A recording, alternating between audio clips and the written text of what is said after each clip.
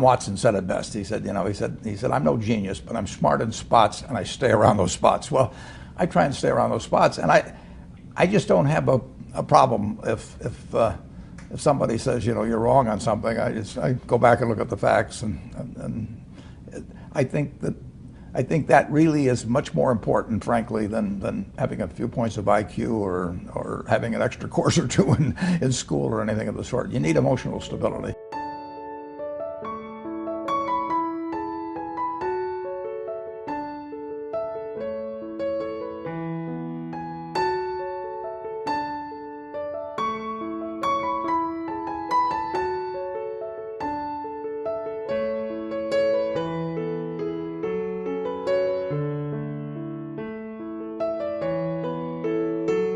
You find your passion. I was very, very lucky to find it, when I was 7 or 8 years old, and fortunately, my children have found their passion. One son loves farming like nothing else. One son loves music like everything else, and all three of them love philanthropy and what they get to do. You're lucky in life when you find it, and you can't guarantee you're going to find it in your first job out. But I always tell the college students that come out, I say, take the job that you would take if you were independently wealthy. You're going to do well at it.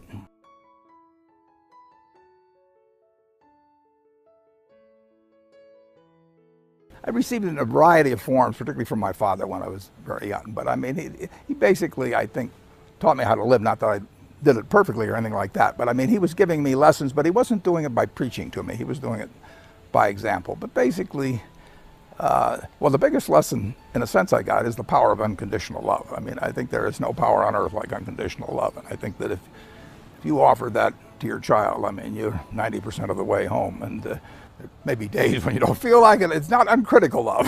That's a different animal. But to know you always can come back, I mean, that is huge in life. That takes you a long, long way. And I would say that every parent out there that can extend that to their child at a very young age, it's going to make for a better human being. And you felt like you got that kind of unconditional love from your dad? I absolutely did, yeah. That is a powerful thing. It is a powerful thing.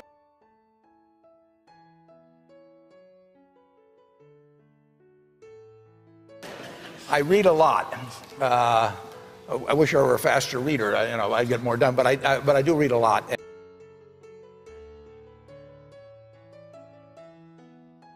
What kills great businesses, if you look at, I do believe in looking at history, and I like to study failure, actually. And my partner says all I want to know is where I'll die, so I'll never go there.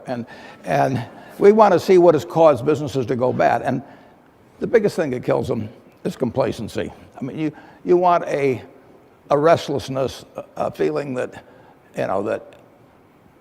somebody's always after you, but you're going to stay ahead of them. You always want to be on the move. And when you've got a great business, like Coca-Cola, which is, there aren't any like Coca-Cola, but you really, the danger would always be that you rest on your laurels. But I see none of that, obviously, at Coca-Cola. But that is the key, to compete the same way when you've got 1.8 billion servings being sold daily as when you were selling 10 a day. And that restlessness, that belief that tomorrow is more exciting than today, you just have to have it permeate the organization.